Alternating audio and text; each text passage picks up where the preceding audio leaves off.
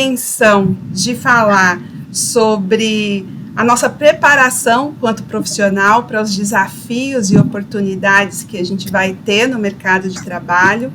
E aí, destacando 2 temas nos quais eu tenho muito apreço, e são temas que eu venho trabalhando na minha jornada, que é projetos sociais e governança, tanto para o nosso desenvolvimento quanto profissionais, como também para o desenvolvimento das comunidades da população que nós trabalhamos. E aí eu vou trazer para vocês 4 pontos-chave para o desenvolvimento profissional. Vou falar rapidamente de cenário, porque eu tenho certeza que esse é o tema que vocês mais dialogam na universidade, com os professores e nas várias disciplinas de vocês. Vou falar um pouco sobre a importância dos projetos sociais na nossa atuação profissional. E aí eu vou falar sobre o papel do profissional e sobre o mercado de trabalho. Então, esses são os 4 pontos-chave que nós vamos aqui dialogar, e depois a gente faz uma roda de conversa, e aí vai ser o momento no qual vocês também vão compartilhar, para que eu possa aprender com vocês que estão hoje na universidade. Eu me formei há mais de 20 anos, e eu quero saber quais são as expectativas, quais são as buscas, o que hoje a pessoa que está aí buscando se formar em serviço social está buscando aí com essa carreira. E vamos falar rapidamente do cenário. Se vocês estavam achando que eu ia fazer uma análise aqui de cenário econômico, político, da policrise, não sei o quê, pronto, já vamos derrubar essa ideia. Vocês devem ouvir isso o tempo inteiro, de várias fontes, de vários canais.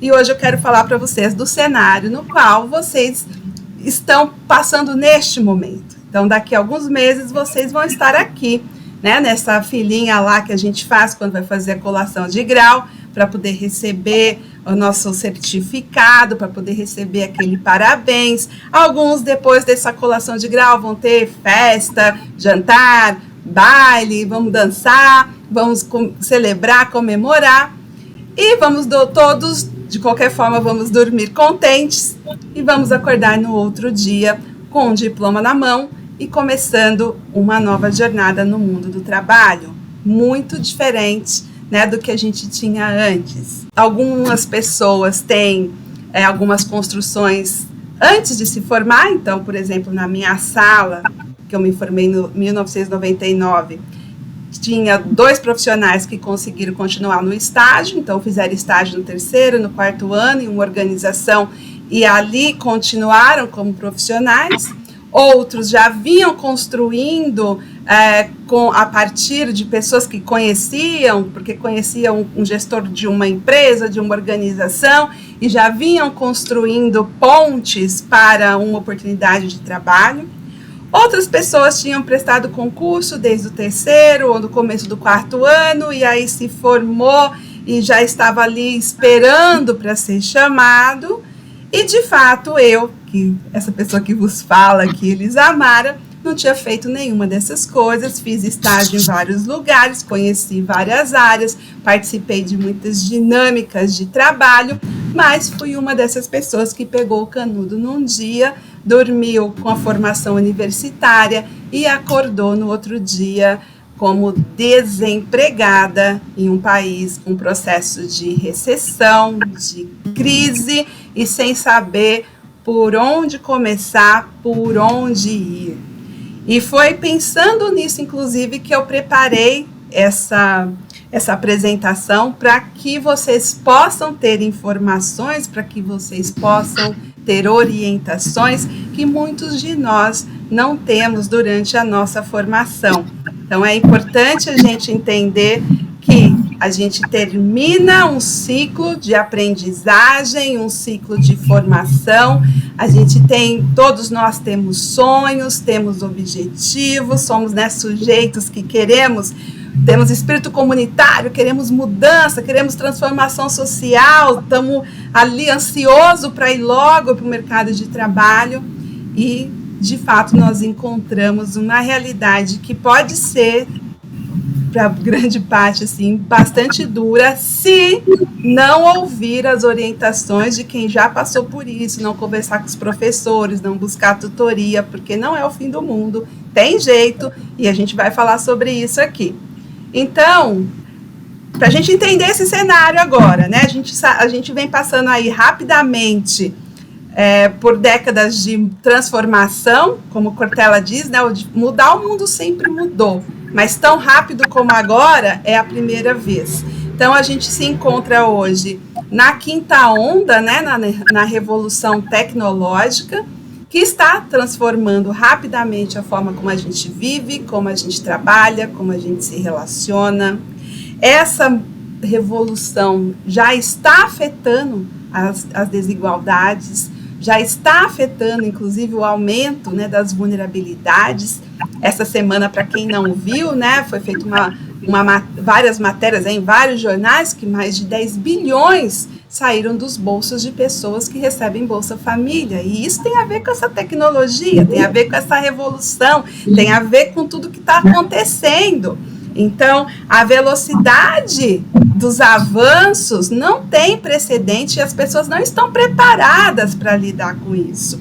E está interferindo em todas as áreas da nossa vida. Então, nós estamos no momento em que milhões de postos de trabalho estão desaparecendo e outros milhões estão surgindo. Então, a gente tem mudanças no nosso mundo social, né? Falando de desenvolvimento social, falando de desenvolvimento local, falando de desenvolvimento humano. Hoje a gente ouve conceitos como pegada de carbono, ESG, responsabilidade social, ODS, COP, e um bocado de outras agendas que vem chegando para a gente e que é tudo muito rápido, que você precisa ali se conectar e entender um pouco para se compreender o que eu estou fazendo. Semana passada eu dei uma palestra para uma equipe de trabalho socioambiental e eu falava para eles, falava assim, vocês fazem tudo que já está lá nessas normativas, que já está nas agendas de sustentabilidade, só que vocês não conhecem os nomes, não conhecem os conceitos, e isso faz com que vocês fiquem assustados quando cheguem essas demandas. Mas calma, porque a gente precisa respirar e aprender como que nós vamos lidar, olhar para isso. Então, gente, da época do vapor, voltando aqui, na idade de 30, passando por 50, passando pela eletricidade, passando para quando chegou aí o avião, né? As mudanças, elas demoravam entre 30 e 50 anos. Então, quando você mudava alguma coisa, demorava 30 anos para aquilo mudar de novo. Hoje muda todo santo dia. Se você pegar o aplicativo aqui, esse mesmo que a gente está aqui, o Meet, possivelmente teve alguma atualização nos últimos dias. Todo dia está melhorando alguma coisa. Tanto que da última vez que eu usei, não tinha essa possibilidade que eu estou aqui agora me vendo, vendo a professora Marli, vendo a tela. Era diferente, eu tinha que abrir a janela e eu não via as pessoas do outro lado. Então, está sempre atualizando, está sempre melhorando. Então, na época dos nossos pais, uma pessoa não tinha muita chance de morar em outro lugar, ter uma profissão diferente, muito distante do que o pai, do que o avô, do que os tios tinham.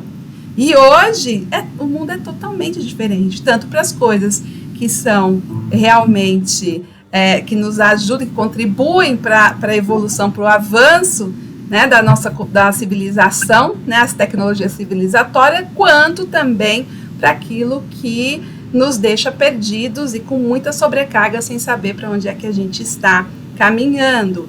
Então, vocês que estão chegando agora nesse mercado de trabalho, vocês já vão pegar várias coisas que nem eu, nem a professora Marli, nós não pegamos. Na nossa época, a gente fazia cadastro no papel, a gente anotava número de filhos por número de... Lembra, Marli? Fazia lá no caderno, fazia os quadros, o Excel era feito na mão. E a continha na calculadora. Tem tantas crianças de 6 a 10 anos na comunidade. Hoje a gente preenche tudo no Google Forms, ali no tablet, e já vai direto para o sistema e já gera os relatórios. E é outro mundo, é outro momento da humanidade. E tem coisas muito boas nisso também. Então, assim, E, de fato, né, no Brasil, o que a gente vai encarar? A gente vai encarar trabalhar num dos países mais desiguais do mundo, né? Aí tá como é que fala isso? Não sei falar. 76 lugar no ranking. É 76º? Acho que sim, né? Né? No desenvolvimento humano e a 9ª economia mundial. Então, como é que a gente consegue explicar que nós temos um PIB de 10,9 trilhões, esse foi do ano passado, que nós temos um OGU, Fundo Público, valor de 5,4 trilhões e não tem recursos para as políticas sociais e políticas públicas? Então, como é que a gente explica que a Carta Magna, que é a Constituição, que está toda escrita que o Fundo Público, que é os recursos que vão, né, para a gestão pública, que tem a função de redistribuir esses recursos em forma de serviços e benefícios, não consegue, não presta contas, não tem governança? Esse é um dos maiores problemas que nós temos no Brasil. Mas eu também não vou me aprofundar nisso, deixei aqui no documento o link para o meu artigo, que eu apresentei aí, né, professora, que a gente se conheceu, inclusive, lá no congresso da UEL. Deixei o link para quem tiver interesse se aprofundar. De fato, o que vocês precisam compreender é que a pobreza, ela sempre vem aumentando. Esse gráfico é do laboratório da PUC, Observatório da Pobreza, e aqui mostra que na pandemia a gente teve realmente um aumento muito grande das desigualdades, das pessoas em situação de vulnerabilidade. Isso caiu, mas quando a gente tira a pandemia da história, a gente vê que a pobreza continua aumentando. Ela não teve diminuição, ela continua aumentando. Ela diminuiu do que foi no pico da pandemia para o que nós estamos hoje, mas se você tirar o pico, ela continua aumentando. Então, esse é o cenário que nós todos estamos atuando, que vocês, quem já está fazendo estágio, já está atuando, né, e que vai atuar também enquanto profissional. Então, o que nós queremos, né? Quando a gente... E se eu estiver errada, por favor, vocês já vão anotando aí para depois vocês falarem. Você está errada, eu não quero isso, porque aqui a gente precisa dialogar. Então, o que nós profissionais da área social buscamos? Nós queremos quebrar paradigmas, ultrapassar essas barreiras desses modelos clientelistas. A gente quer ver o desenvolvimento humano acontecer, a gente quer ver justiça social, a gente quer ver governança, prestação de contas, transparência. E também desenvolvimento humano, e também realizações pessoais. E cada um de nós, e aí cada um de vocês, tem os seus sonhos, tem as suas buscas, tem os seus objetivos. Lembra que eu falei que a minha bandeira é a bandeira da governança? É isso que me move, é isso que eu sou apaixonada, é isso que eu gosto de dar palestra, gosto de escrever, gosto de trabalhar mecanismos, metodologias de governança, de desenvolvimento comunitário, de fortalecimento social. Ah, mas então você não trabalha, por exemplo, com criança e adolescente? Olha, não é minha área, não é minha bandeira. Se for preciso, em algumas situações pontuais, já trabalhei. Mas eu sei o que me move. Cada um de nós temos, desculpe, o que nos move. Assim como nós temos também os nossos sonhos pessoais. Cada um, né, tem e sabe dos seus sonhos. E por que eu estou falando aqui de sonhos, né, numa aula aqui voltada para tratar de mercado de trabalho? Porque, gente, desenvolvimento social, ele só tem razão de ser para as pessoas. E as pessoas, né, nós estamos falando de seres humanos.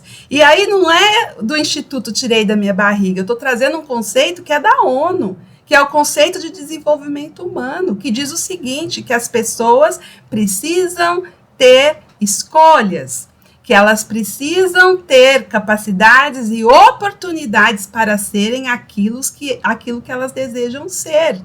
O acesso tem que ser universal, mas a pessoa ela precisa tomar a escolha, tomar a decisão para que ela possa fazer uma universidade, para que ela possa se desenvolver numa capacidade. E eu estou dando isso como um exemplo, para a gente saber que o desenvolvimento humano, ele é um direito da pessoa se desenvolver suas capacidades, suas habilidades, ter direito de escolha. Então, as políticas públicas, as políticas sociais, elas também precisam nos levar para este caminho no qual as pessoas possam ter escolhas, tá?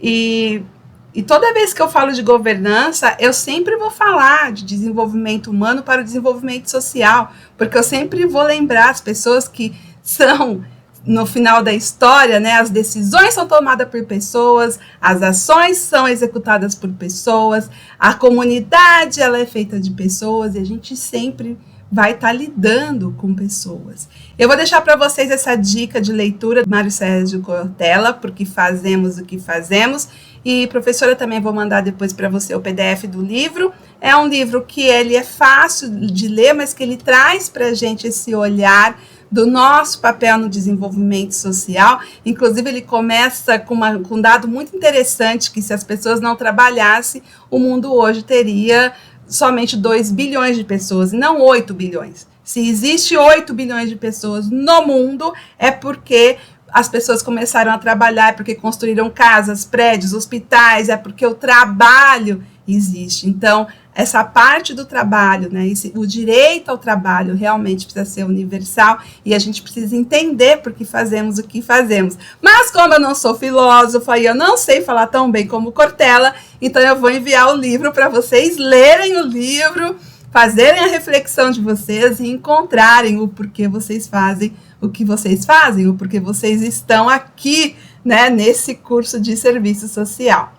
E agora, passando um pouco para a parte mais técnica, senão a professora Marli vai puxar a minha orelha amanhã, vai mandar recadinho falando, eu te convidei para falar também da técnica e você ficou só filosofando, brincando de ser Mário Sérgio Cortella. Vamos falar um pouco de planejamento para a gente poder falar de projetos sociais.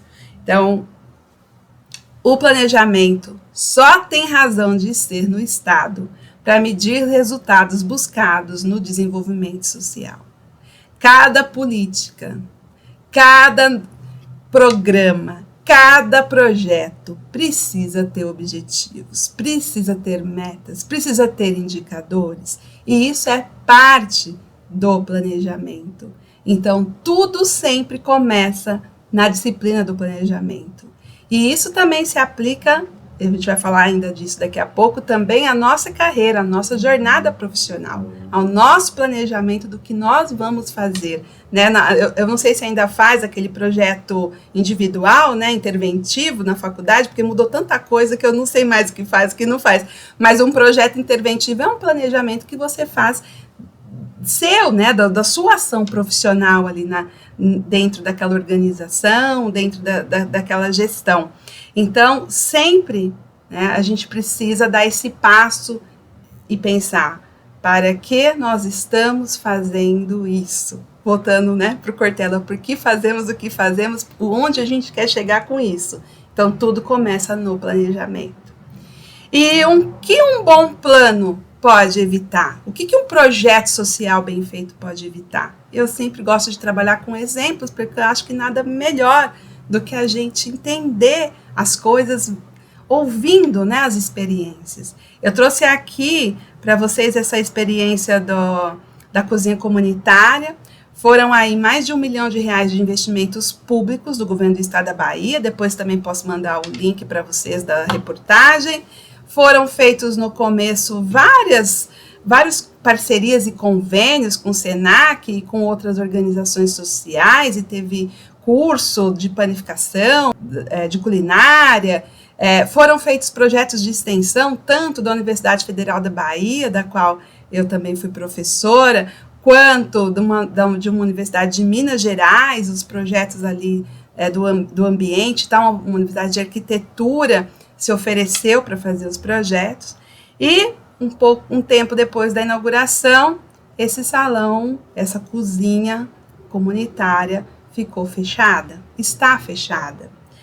E quando a gente chega para dialogar com os responsáveis, os líderes, as lideranças que receberam a chave, porque veja, o projeto foi feito dentro de um plano maior, que foi de recuperação do Centro Histórico de Salvador. Então, tinha um recurso para o desenvolvimento local, para o desenvolvimento social, e aí se optou, junto com a comunidade, se fazer uma cozinha comunitária, até porque fazia muito sentido. Você tem um centro histórico, você tem gente o tempo inteiro, você poderia estar servindo alimentação ali, almoço, você poderia fazer uma panificadora, fazia muito sentido você ter ali uma cozinha comunitária, que gerasse renda também para as famílias em alta vulnerabilidade, que o Centro Histórico de Salvador tem bastante, eu não sei o quanto vocês conhecem de lá, mas tinha muito mais, né? Teve um processo de expulsão de mais de 80% das famílias que viviam no Centro Histórico,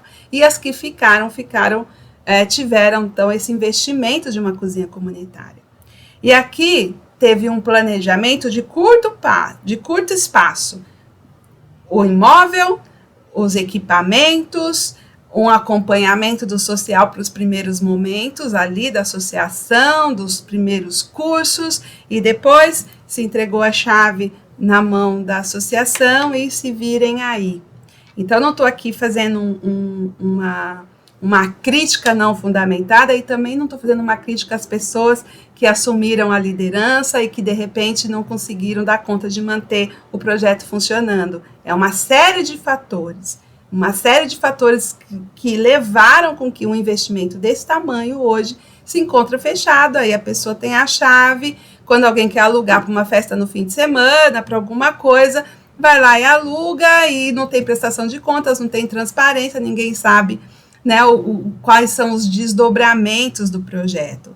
Faltou o quê? Faltou um projeto social de médio e longo prazo, e aí, né, que os recursos continuassem sendo administrados com o apoio de um profissional da área social, e faltou governança, faltou transparência, faltou ensinar, e eu digo ensinar no sentido de capacitação mesmo, né, de todas as pessoas que estavam envolvidas ali na coordenação, do que é transparência, o que é prestação de contas, o que é dialogar com a comunidade para a continuidade do projeto, e nesse caso todo mundo perde. A população ali perde, porque não tem mais esse espaço de cursos, não tem mais esse espaço que eles podiam fazer os pães, ou o bolo, ou a festa, a feijoada, o que fosse para vender, né? O Estado como um todo, né? A população como um todo perde, porque é nosso tributo que vai ali, fica ali empoeirado, ou às vezes estragando, né? E esse é um dos projetos. Eu conheço outros na Bahia, que são fábricas que estão fechadas, né? E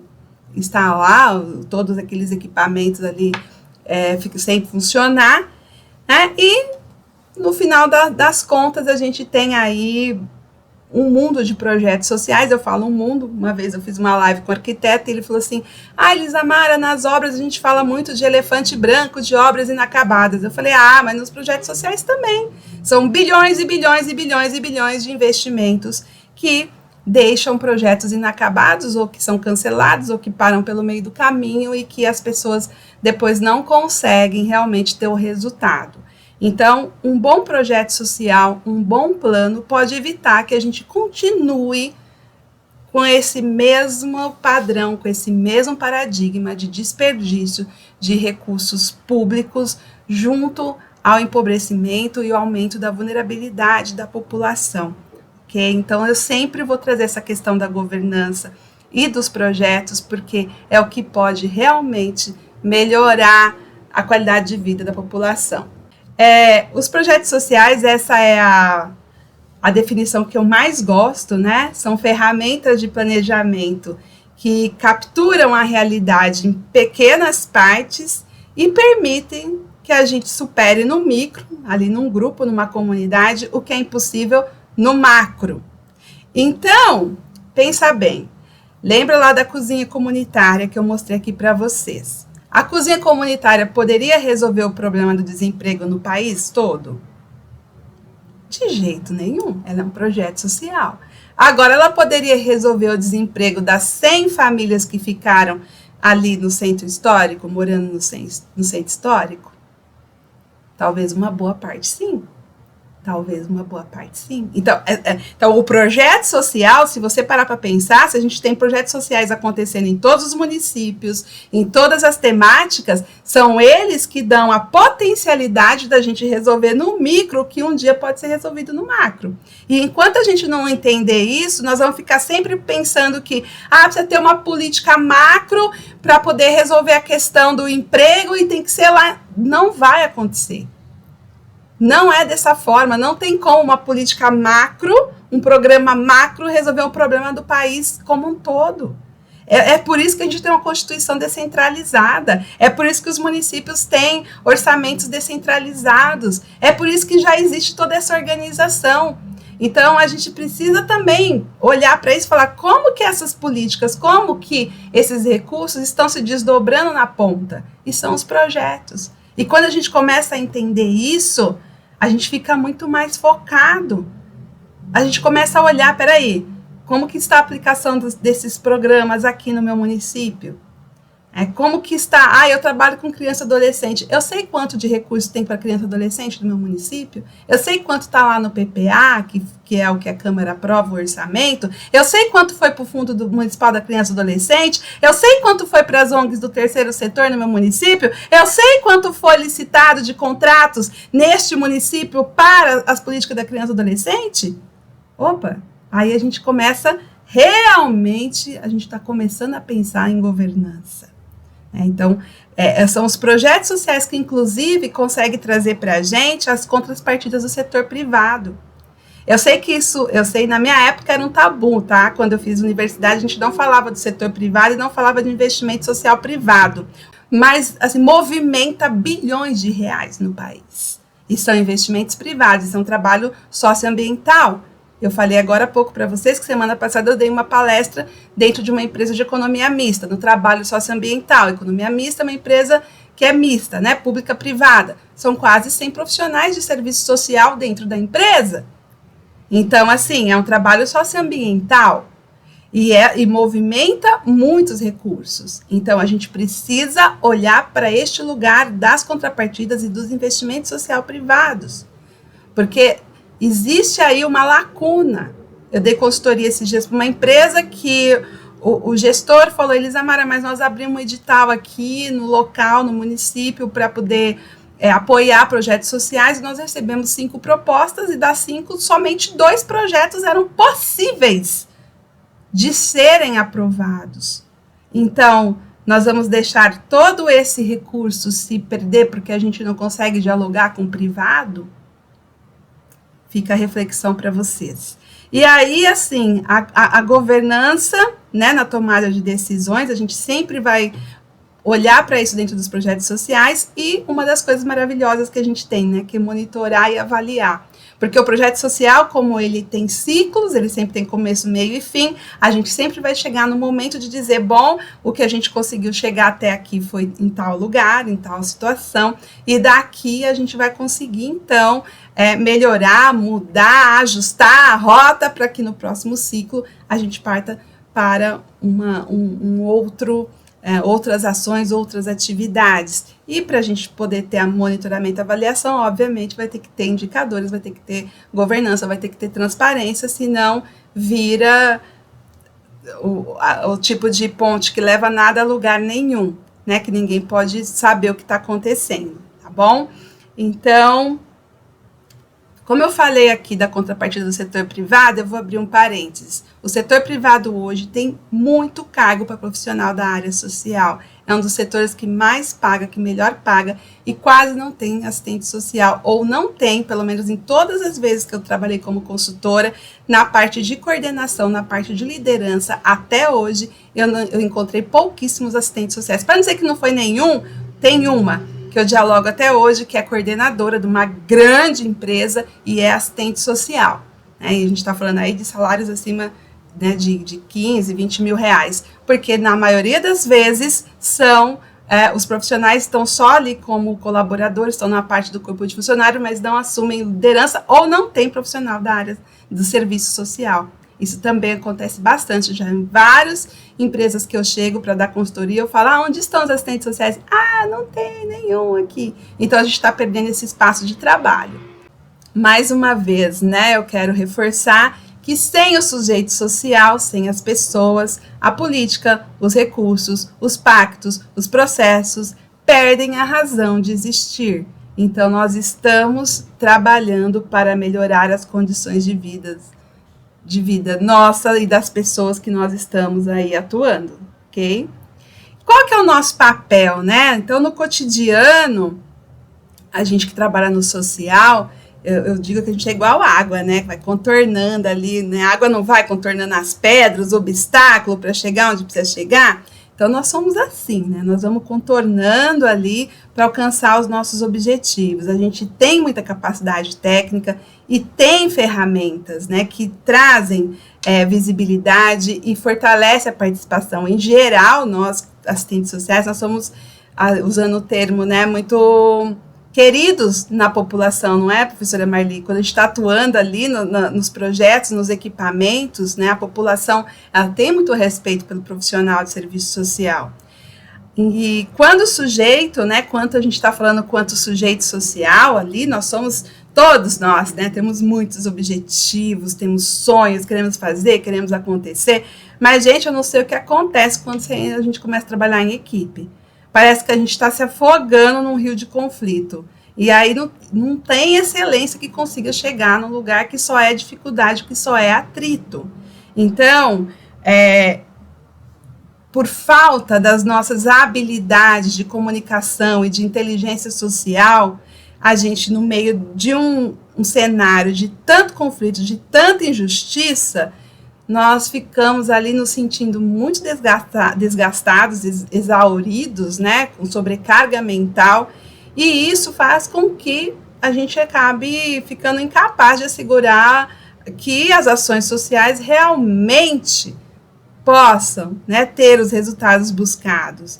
Então, não adianta a gente ter uma boa narrativa, saber ali dialogar, se comunicar, ter inovação, ter computador de última geração, tablet, celular, todas as ferramentas, se o ser humano não consegue ter um posicionamento coerente, não consegue se comunicar com o próximo, não consegue respeitar a pessoa que está à frente. Existe postura de respeito, as pessoas percebem na gente quando a gente não está, né, sendo coerente com o que a gente está falando, com o que a gente está fazendo.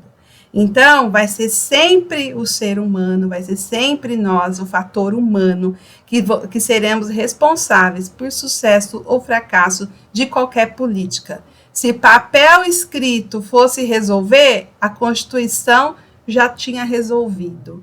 Se lei fosse resolver, o LOAS já tinha resolvido. Se inovação sozinha fosse resolver, a gente já tem o ChatGPT, já podia estar meio caminho andado. Então, é uma questão de ser humano, é uma questão do nosso papel, né, quanto profissional, quanto pessoas, que a gente precisa começar a olhar, ok? E aí, agora eu já vou trazer a experiência profissional, só fotinhas minhas. Gente, não sou narcisista, não, mas eu fiquei procurando alguma coisa para a gente se conectar. E aí, eu devo ser um pouquinho, né? Vamos assumir aqui. Mas, olha só que coisa interessante, né? Eu não tenho foto do início da minha carreira, porque eu não tirava foto e não tinha foto minha. Naquela época, há 20x anos atrás, a gente tinha máquina de bater foto, né, professora Marli? E custava caro revelar foto. Então, a gente levava a máquina, tirava as fotos para poder comprovar lá os projetos, mas geralmente a gente não saía nas fotos, não tirava foto nossa, tirava foto quando ia o prefeito, quando ia, sei lá, uma celebridade ali, um vereador, um secretário, tirava foto, mas nossa, não tinha foto, gente, não tinha foto, não tem foto minha atuando, né, nessa etapa. Então, assim, o que a gente precisa saber? Existe aqui esses 3 níveis. Júnior, início de carreira, até uns 5 anos aí. A gente vai estar trabalhando de uma forma que demanda uma revisão, então você não elabora um projeto e já entrega ele. Geralmente, quando você está começando, um colega vai revisar, vai te dar dicas, vai te orientar, até você, né, conseguir fazer sozinho. Na hora que você já estiver conseguindo dar conta de fazer sozinho, você vai para o nível pleno. Então, nesse caso, você já tem uma experiência, já se ralou um bocado, né? Porque é assim que acontece, né? Diz que para-choque de carro e cotovelo é para ralar mesmo. Então, a gente se rala todo pelo caminho, chega aqui, você já participou de vários projetos, já tem habilidade, né, para poder escrever, já consegue até dialogar sobre estratégia, não precisa que ninguém fique ali te dando revisão, né, olhando, detalhando o que você precisa melhorar. E depois de uns 10 anos de formado, a gente vai para esse sênior, né? Que aí eu já estou, a professora Marli já está, e que bom, né? Tá vendo? A maturidade tem as suas bonificações. Vai dizer que não. Então, os profissionais de nível sênior, eles possuem um domínio mais avançado nas suas áreas, têm uma capacidade de analisar criticamente tanto o seu próprio trabalho quanto, né, o trabalho dos outros e também de fundamentar, né, os resultados aí com relatórios, com números sólidos. Tá?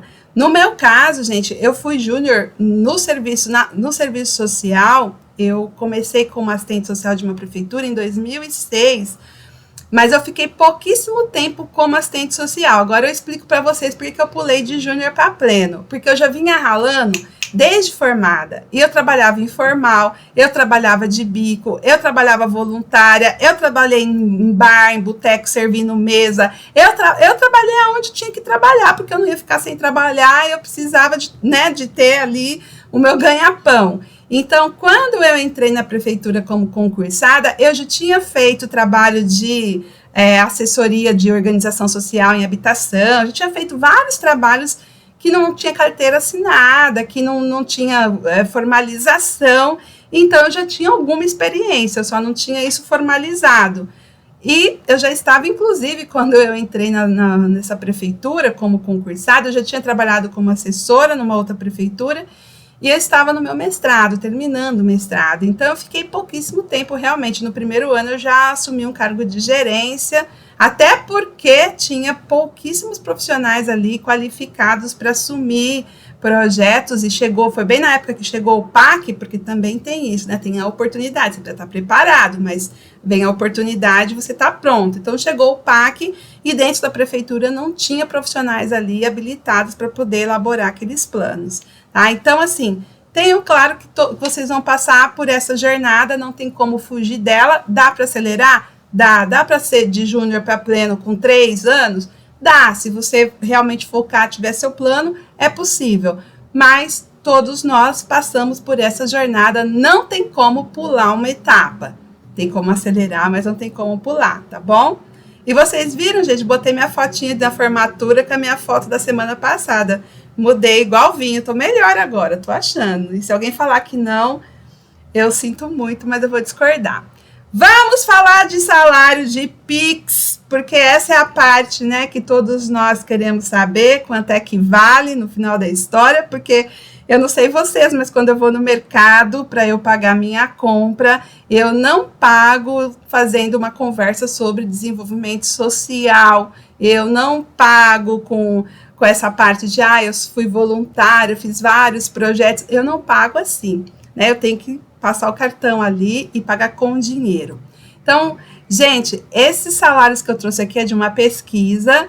Certamente tem prefeituras que vai variar bastante esses números, porque depende muito da região do país, mas de forma geral, o júnior dentro do serviço público, da saúde, do terceiro setor e da empresa privada está aí na faixa começa com 3 ou 3.500, e aí na área da saúde e da empresa privada é o que vai até um pouquinho mais, né? É possível você começar com 5.000, com 5.500 aí como júnior nesses dois setores. O pleno no serviço público vai de 4.500 até uns 6.500, pode ser que dependendo da prefeitura seja mais, por exemplo, Campinas, que é aqui no interior de São Paulo, é uma prefeitura que, se eu não me engano, o salário inicial lá para quem entra como concursado já está a mais de R$6.000. Então, para o júnior em Campinas já é mais de 6.000. Então, vai depender também, obviamente, da região, tá?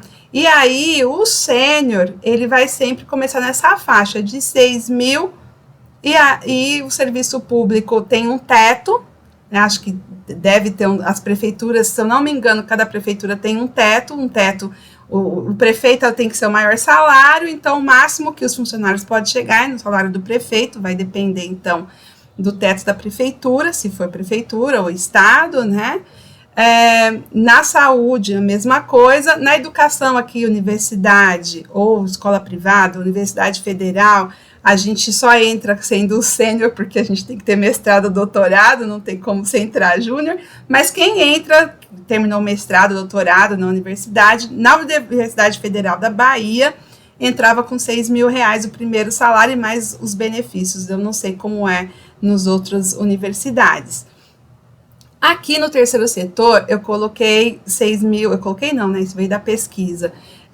Acima de 6.000, o máximo 8.000 ou mais. Por que eu coloquei 8.000 ou mais aqui, gente? Porque também temos organizações do terceiro setor, no qual os coordenadores, os diretores, ganham acima de 20, 30 mil reais.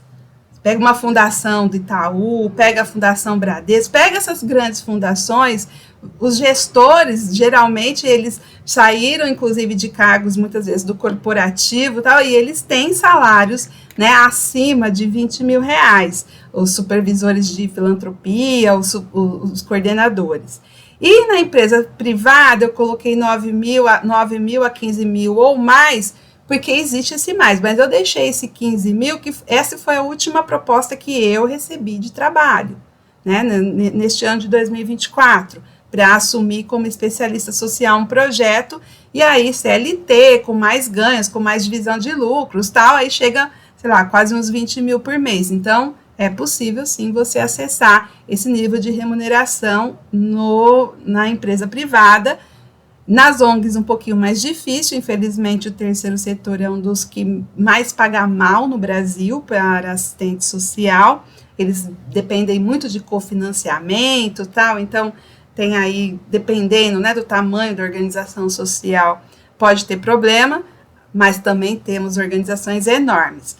Bom, vai ficar essa tabela para vocês pesquisarem, eu sugiro que depois vocês também entrem lá no LinkedIn, pesquisem vagas, vejam o que está sendo pedido lá para as vagas de trabalho socioambiental, analista de socioambiental, assistente social, façam a pesquisa de vocês, para vocês começarem também a já pensar nesse futuro que está bem pertinho. Não quero desanimar, quero, na verdade, animar vocês, está chegando a hora de vocês entrarem nessa jornada, tá? Então, aqui, 5 erros, já estou terminando, viu, professora? 5 erros para vocês não cometerem. Primeiro, não desvalorizem a história e o repertório de vocês até aqui. Como eu falei para vocês, quando fui no meu primeiro cargo que eu fui concursada, eu já tinha uma história, eu já tinha feito projeto, eu já tinha trabalhado em um bocado de serviço freelancer, autônoma e tal, e tudo aquilo eu usei para poder falar, olha, eu sei fazer isso. Eu não tinha na carteira assinada, não tinha comprovante, mas o meu repertório, eu fui ali, pude mostrar na prática, e ele serviu. E às vezes a gente trabalha em coisas que, mas não tem nada a ver com serviço social. Eu trabalhei em acampamento de criança, de adolescente, de fim de semana, ficava lá fantasiada, brincando com o menino. Você pode falar, não tem nada a ver com serviço social, mas eu aprendi a conversar com criança, com adolescente. Quando eu estava assistente social lá na minha sala, que eu recebia as mães com os filhos, vinha com as crianças para poder fazer meu acolhimento, eu sabia como lidar com as crianças, com os adolescentes. Então, será que não me serviu? Trabalhar lá fantasiada, trabalhando com as crianças, com os adolescentes, será que não serviu de nada? Então, não desvalorizem tudo que vocês conheceram, aprenderam e fazem até agora. Outro erro, gente, para mim esse é o pior, desconhecer o seu perfil. Porque se eu sou uma pessoa que eu tenho um perfil, hoje a gente tem, assim, os 3 maiores perfis, é o técnico, é o líder e o criativo. Esses são os 3 que enquadram vários perfis juntos, tá? Então, se eu tenho um perfil técnico, se eu sou uma pessoa metódica, se eu gosto do processo, se eu gosto de protocolo, se eu gosto ali das coisas, do andamento das coisas passo a passo, e eu estou buscando um trabalho e eu não sei disso, eu corro o risco de me frustrar muito rápido, porque eu posso dizer, não, sou super criativo, gosto de improvisar, aí tu chega naqueles projetos sociais que na hora que você chega lá na ponta com a comunidade, não tem uma sala, não tem um papel com uma caneta, você tem que usar a criatividade, você é metódico, você é técnico, você precisava ter resolvido isso antes, e aí você trava, porque você não conhece, né, como não conhece a você mesmo, não conhece o seu próprio perfil. Então, tem pessoas que são super criativas. Eu não me enquadro nesse lugar do criativo, por exemplo. Mas já teve assistente social que trabalhou comigo na equipe, e quando eu cheguei, eu falei, como é que vocês fizeram isso? Elas chegaram lá e deram um jeito no lugar e fizeram lá uma arrumação. Que eu falei, como é que vocês fizeram isso, gente? Da onde vocês tiraram esses quadros, esses negócios? Elas deram um jeito com o que tinha lá, porque elas são criativas. Entende? E tem as pessoas que têm um perfil muito de liderar, de coordenar, que não tem problema com isso, que não sofre com isso. Pega uma pessoa super técnica e põe ela como líder para você ver o que vai acontecer. Ela tem medo de dar errado, ela centraliza, ela não consegue dar comando, porque se errar, lascou-se tudo. O líder tem que assumir risco. E tem gente que é kamikaze mesmo, que quer pular de paraquedas, que vai subir risco. Eu tô brincando, tá, gente? Mas, assim, tem gente que gosta de assumir o risco e de estar ali, de fazer acontecer. Se não der no caminho A, vai no caminho B. Se não der no caminho B, vai no caminho C. Mas ele vai conseguir uma rota para chegar no objetivo. E ele vai conseguir trazer outras pessoas junto. Ele vai conseguir valorizar as pessoas que estão na equipe. Ele vai conseguir crescer junto. E tem a pessoa que não é assim. Ele é técnico, se alguém da equipe errar, ele vai ficar bravo, ele vai querer dar bronca, vai ser frustrante. Então, quando a gente aprende o nosso perfil principal, a gente começa a entender onde e como a gente pode chegar nos lugares. E entendam que o técnico alcança cargos altos, o criativo alcança cargos altos e o líder alcança. Quando você vai ver do ponto de vista de remuneração, muitas vezes, eu estou falando isso inclusive como consultora, como técnica, eu já atuei como técnica em lugares que o líder, o coordenador, o diretor recebia R$500 a mais do que eu. E eu era uma técnica, só que uma técnica ali, né, com um repertório que me valorizava e que era valorizado naquela organização. Então, não é porque o líder ganha mais, não é isso. O líder tem um perfil, obviamente que ele vai ter também, né, boas remunerações por estar assumindo ali coordenações, mas tem muito perfil técnico, muito cargo técnico que paga muito próximo do líder, porque isso também é valorizado. Como criativo também é super valorizado. Eu tenho um consultor que trabalhou comigo muitos anos, hoje ele mora na Bahia, eu estou em São Paulo, que eu falava, esse consultor é o seguinte, ele é desajeitado, ele perde arquivo, ele nunca chega na hora, ele era infernal de trabalhar. Só que ele chegava ali, você estava no meio de um conflito, numa situação super difícil, ele sentava, olhava, começava a analisar a situação, daqui a pouco ele saía com uma solução que ninguém tinha parado para pensar. O cara é super criativo. No final da história, a gente estava sempre trazendo ele para o trabalho, sempre convidando ele para poder atuar junto. Já sabia que ele não ia salvar o arquivo, já sabia que ele ia chegar atrasado, já sabia de tudo. Mas também sabia que na hora que o pau torasse, que o conflito acontecesse, ele ia ser o cara que ia ter uma ideia que estava todo mundo com a cabeça quente e ninguém parou para pensar. Então, todo mundo tem o seu lugar, todos os perfis têm o seu lugar. E se você não consegue olhar para você, se reconhecer e se valorizar, no mercado de trabalho também não vai. E eu não podia terminar esse encontro sem falar isso para vocês, tá? Outra coisa, não queiram aprender um mundo de coisa ao mesmo tempo. Aprendam uma coisa de cada vez. Hoje, eu, Elisamara, não sou uma especialista, embora esteja lá especialista social, como consultora, hoje eu já me sinto generalista, porque eu trabalhei mais de 10 anos com habitação social, eu trabalhei mais de 5 anos com meio ambiente, com sustentabilidade, eu trabalhei mais de 5 anos com a parte de desenvolvimento social, mais de 10 anos com desenvolvimento territorial, então tem várias temáticas que eu domino, mas eu não aprendi todas juntas. Eu passei alguns anos na habitação, cheguei no máximo da habitação, aí é a minha necessidade. Se eu tivesse o perfil técnico, talvez eu quisesse ficar na mesma área, sempre desenvolvendo aquela área. Mas o meu perfil, ele é um perfil também de liderança. Então, eu tenho vontade de aprender outras temáticas. Isso me move, isso me dá sentido na vida. Então, por isso, eu fui aprender outras temáticas. Mas uma de cada vez. É a mesma coisa de metodologia de projeto. Não adianta, se vocês pegarem 3 metodologias diferentes e colocar num projeto, nenhuma vai dar boa. Qualquer metodologia dá certo se você aplicar ela do começo até o fim. E qualquer metodologia dá errado se você tentar montar Frankenstein. Porque metodologia a gente testa. Todas as metodologias que tem, que são testadas, que já deram certo num monte de lugar, você não é o alecrim dourado que vai fazer diferente e ela vai dar certo. Então, por favor, gente, né? Uma metodologia de cada vez, testou, vê se deu certo, aí você ajusta, aí você depois customiza, né? Porque a gente acaba algumas coisas customizando e tá tudo bem. Outro erro que vocês não podem cometer de jeito nenhum, senão vocês vão ficar obsoletos, é ignorar as inovações. Nós estamos na era das inovações. Eu abri nosso encontro falando que só em 2024 já foram 10 bilhões de reais de CPFs que recebem Bolsa Família dentro das plataformas de apostas. Isso é o quê? As inovações que estão impactando também as políticas. Mas tem outras inovações. Todo mundo usa celular. Né? Na época da pandemia, a gente teve um momento de, olha, nós não vamos conseguir fazer o trabalho social porque nós não podemos mais estar presencialmente. Como assim? A gente aqui continuou desenvolvendo os projetos à distância, no híbrido, porque a gente descobriu que o celular tem uma grande penetração nas comunidades e está todo mundo usando. Agora, se está usando para ficar lá na plataforma do TikTok emburrecendo, também pode usar para fazer uma reunião com o social, também pode usar para aprender alguma coisa, também pode usar para poder participar de projeto. Então, é sobre a gente usar as inovações, sim, para o desenvolvimento do nosso trabalho, para o fortalecimento do nosso trabalho.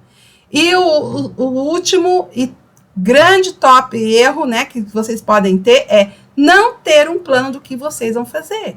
Vocês estão terminando o terceiro ano, vão para o quarto ano, e qual é o plano? Eu acabei de falar de vocês para vocês de carreira, de salários, né? E qual é o plano de vocês para daqui a um ano? E aí, gente, para eu poder escutar vocês, eu vou deixar esse material, já vou mandar agora, assim que eu terminar aqui para a professora, vou deixar para vocês esses materiais, que é para vocês entenderem um pouco mais sobre isso, tá? Para vocês fazerem a lição de casa de vocês. Primeiro, esse e-book, Serviço Social, Carreira e Atuação. Aqui eu escrevi tudo que eu queria saber quando eu me formei, que ninguém tinha me contado, nenhum professor, nenhum tutor, ninguém tinha me falado. Aqui estão as áreas de atuação do serviço social, aqui estão as formas de atuação do serviço social, aqui está, né, um começo para que vocês possam ler e entender o que chama mais atenção de vocês, né, o que dá mais match aí com vocês, quando vocês se imaginam atuando nessas temáticas e começar a pensar o próximo passo de vocês. Qual o segundo material que eu super indico para vocês? Não é porque fui eu que elaborei, mas porque eu tenho, assim, ajudou muitos profissionais formados e eu tenho certeza que pode também contribuir para a carreira de vocês, além das competências. É aqui que eu trago toda essa informação do mundo do trabalho, das mudanças, das soft skills, dos relatórios do futuro do trabalho, do passo a passo da jornada de trabalho, de como vocês podem já começar a pensar a carreira de vocês, de como vocês podem já se posicionar no LinkedIn, de como vocês podem já começar a procurar as oportunidades que vocês vão poder acessar quando formados. Então, tá tudo neste e-book, estão todos gratuitos no meu site e eu vou deixar aqui um material para vocês. E o meu livro, Projeto Social na Prática, que é um passo a passo para que vocês possam elaborar projetos. A professora Marli já ensinou o projeto para vocês, eu tenho certeza que vai ser só um complemento aí para que vocês possam ter um guia aí nas mãos de vocês.